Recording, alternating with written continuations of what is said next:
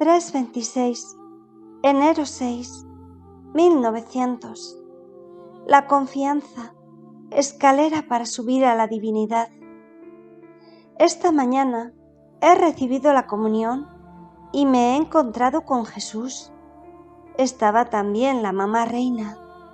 Y oh maravilla, veía a la madre y veía el corazón de ella transformado en Jesús niño. Miraba al hijo y veía en el corazón del niño a la madre.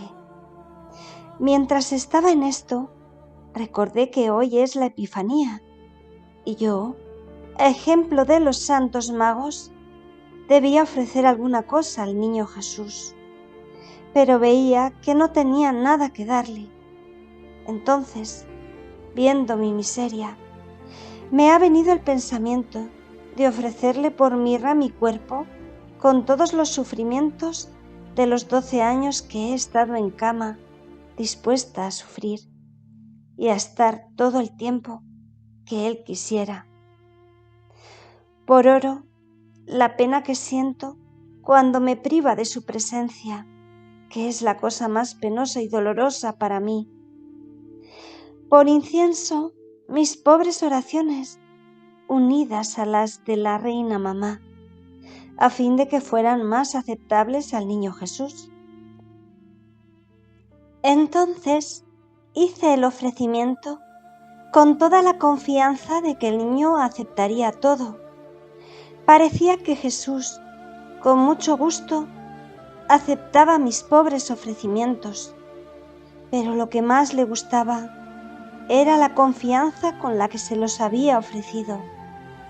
Entonces me ha dicho: la confianza tiene 2 brazos. Con uno se abraza a mi humanidad y se sirve de ella como escalera para subir a mi divinidad. Con el otro se abraza a la divinidad y a torrentes toma las gracias celestiales, así que el alma queda toda inundada por el ser divino. Cuando el alma confía, está segura de obtener lo que pide.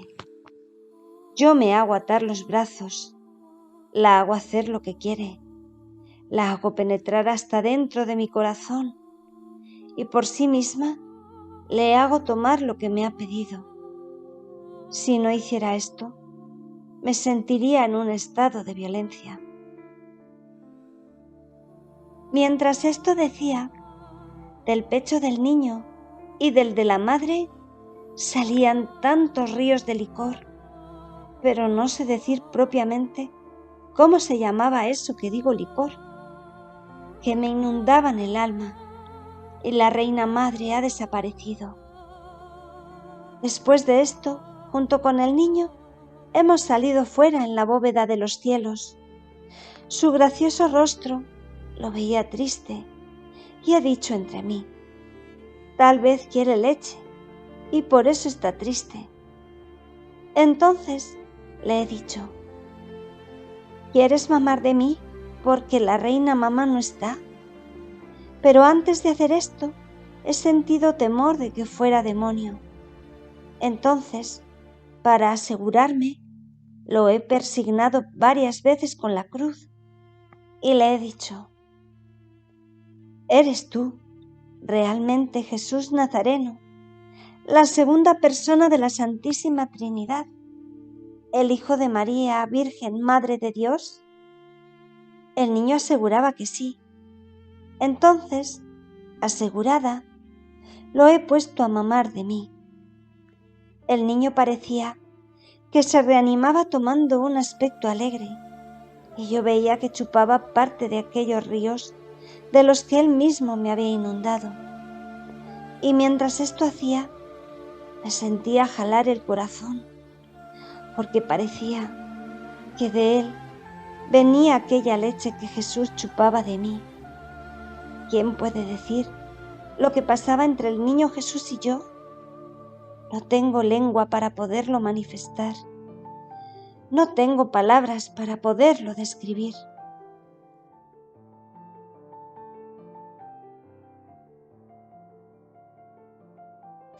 327, enero 8, 1900. Aun los errores serán útiles.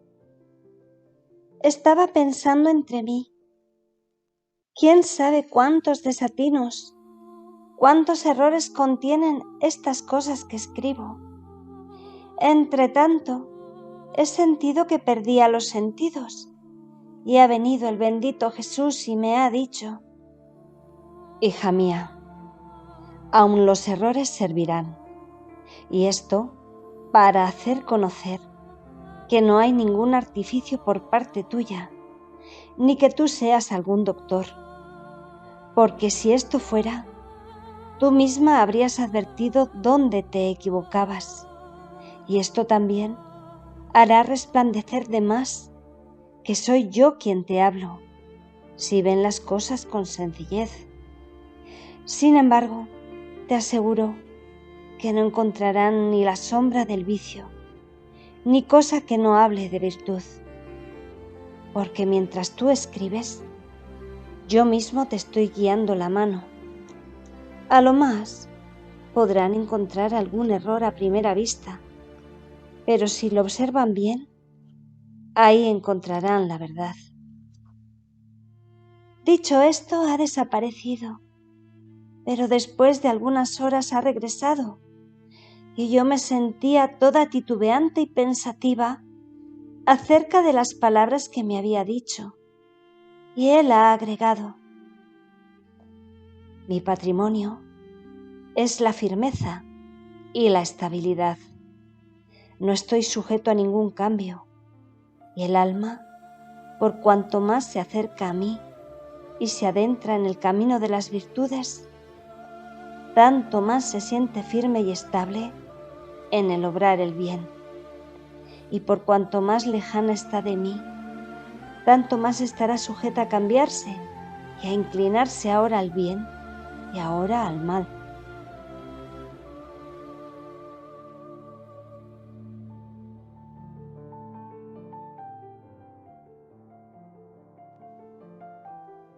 (328, enero 12, 1900).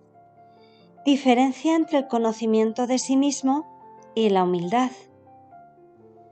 Encontrándome en mi habitual estado, mi amable Jesús ha venido en un estado que daba compasión. Tenía las manos atadas fuertemente y el rostro cubierto de salivazos, y algunas personas lo abofeteaban horriblemente.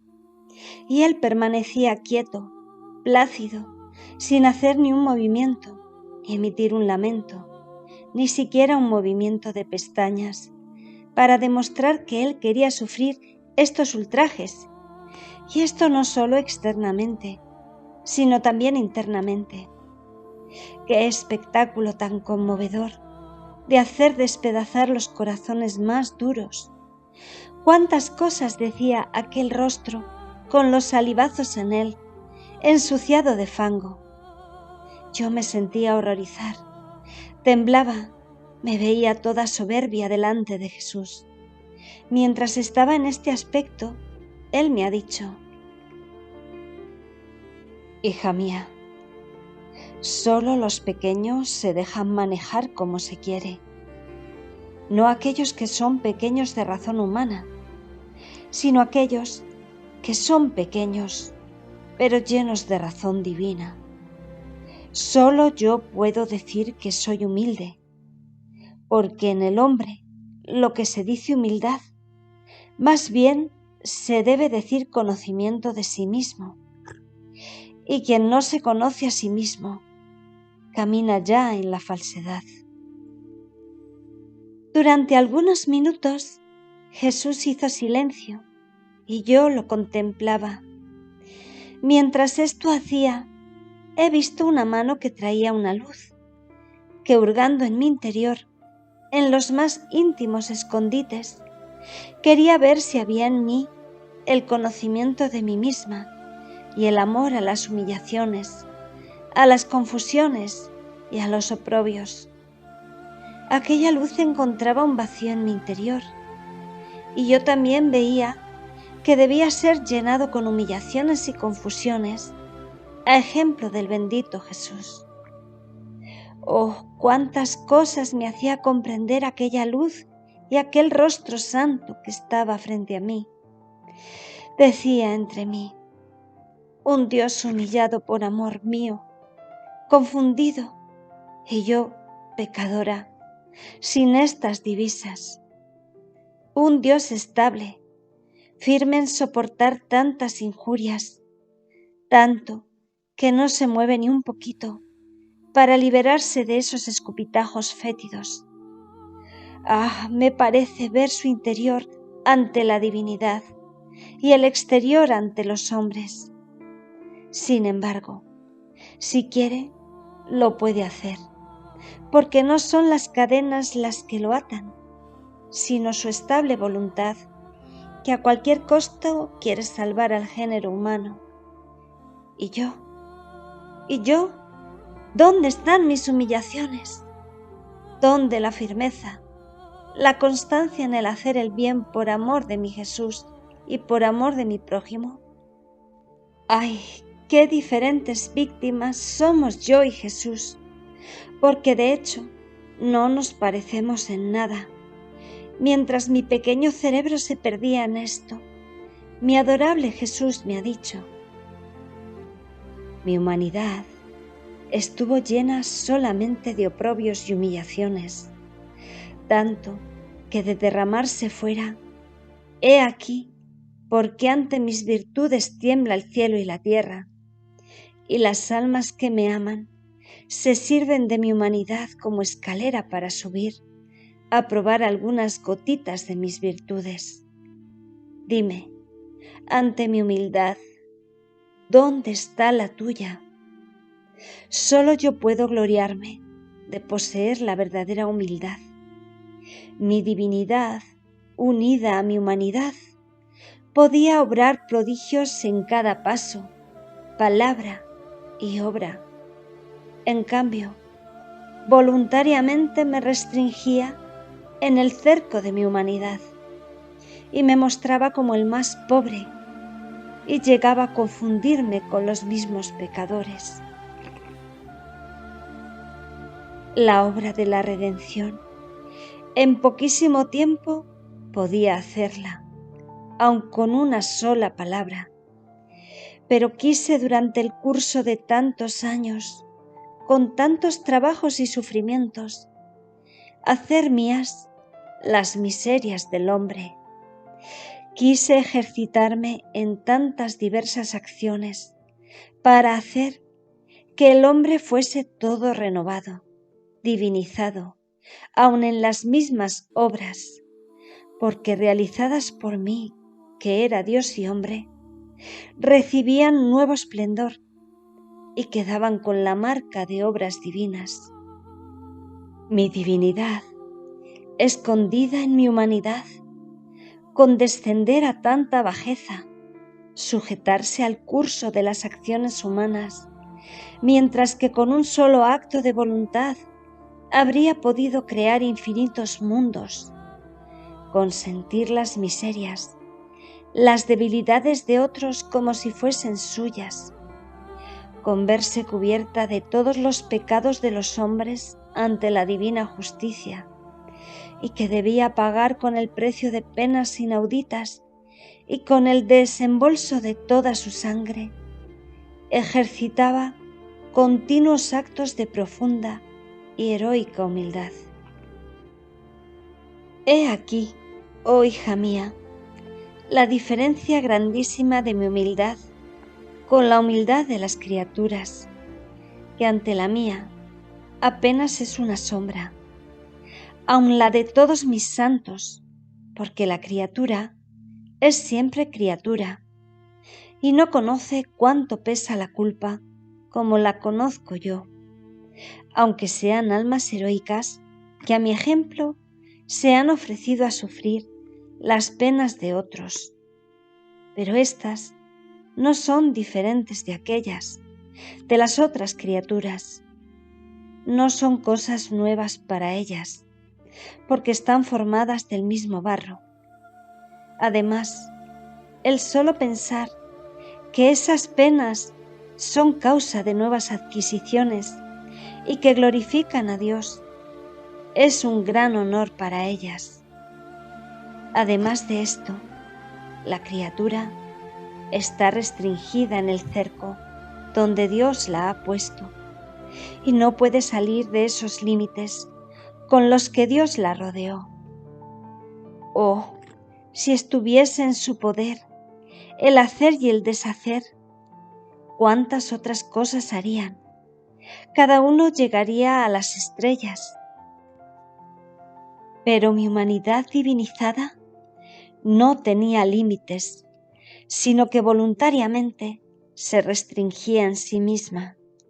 Y esto era un entretejer todas mis obras de heroica humildad. Había sido esta la causa de todos los males que inundan la tierra, esto es, la falta de humildad.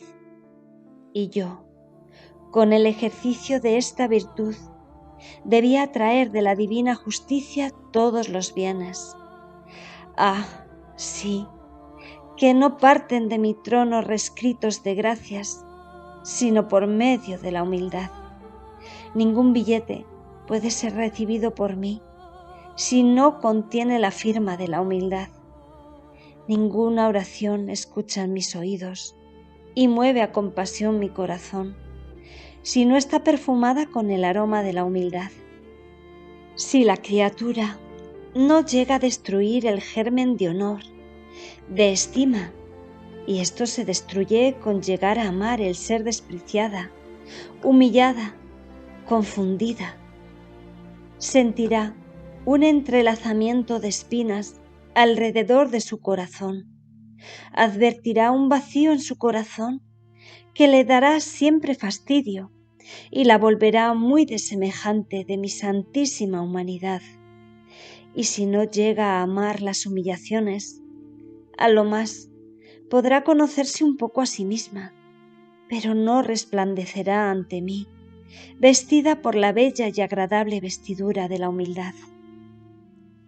¿Quién puede decir cuántas cosas comprendía sobre esta virtud y la diferencia entre el conocerse a sí mismo y la humildad? Me parecía tocar con la mano la diferencia de estas dos virtudes, pero no tengo palabras para explicarme. Para decir alguna cosa, me sirvo de una idea. Por ejemplo, un pobre dice que es pobre, y aun a personas que no lo conocen y que tal vez pueden creer que posee alguna cosa, él les manifiesta con franqueza su pobreza. Se puede decir que se conoce a sí mismo y dice la verdad, y por esto es más amado, mueve a los demás a compasión de su miserable estado, y todos lo ayudan. Esto es el conocerse a sí mismo. Si después aquel pobre, avergonzándose de manifestar su pobreza, se jactara de que él es rico, mientras que todos saben que no tiene ni siquiera vestidos para cubrirse y que se muere de hambre, ¿qué sucedería? Todos lo despreciarían, nadie lo ayuda y llega a ser sujeto de burla y de ridiculez a cualquiera que lo conoce, y el miserable, yendo de mal en peor, termina con perecer. Tal es la soberbia ante Dios y aun ante los hombres, y he aquí que quien no se conoce a sí mismo ya está fuera de la verdad y se precipita por el camino de la falsedad.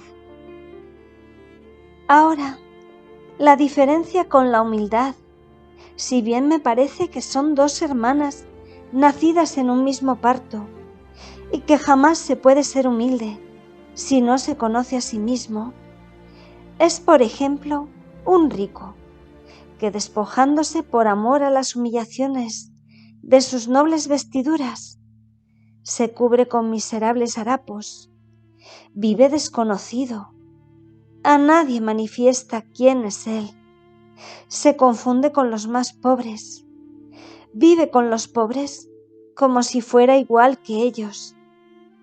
Hace de los desprecios y confusiones sus delicias. Y esta es la bella hermana del conocimiento de sí mismo. Esto es la humildad. Ah, sí. La humildad llama a la gracia.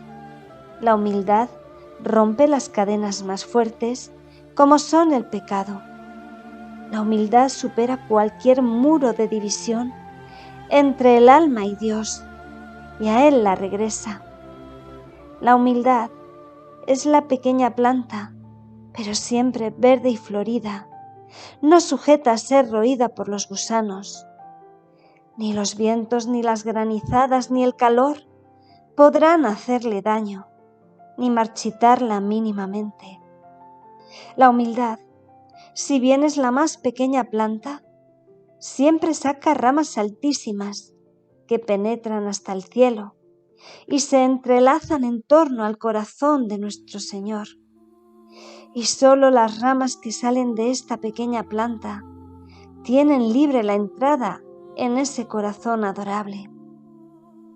La humildad es el ancla de la paz en las tempestades de las olas del mar de esta vida. La humildad es sal que condimenta todas las virtudes y preserva al alma de la corrupción del pecado. La humildad es la hierba que brota en el camino pisado por los caminantes, que mientras es pisoteada desaparece, pero enseguida se ve surgir de nuevo, más bella que antes. La humildad es como injerto noble que ennoblece a la planta silvestre. La humildad es el ocaso de la culpa. La humildad es la recién nacida de la gracia.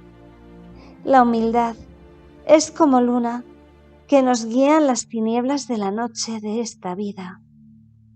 La humildad es como aquel avaro negociante que sabe negociar bien sus riquezas y no despilfarra ni siquiera un centavo de la gracia que le viene dada.